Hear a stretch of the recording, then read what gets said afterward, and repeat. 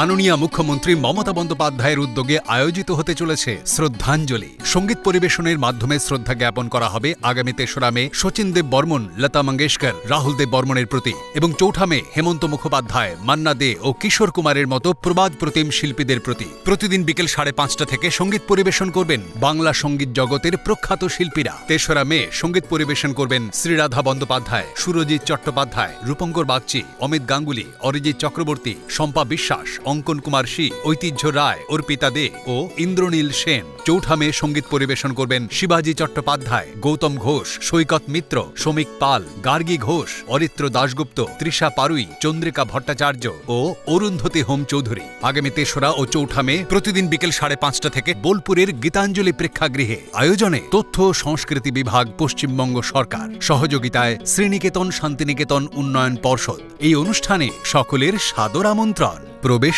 অবাধ।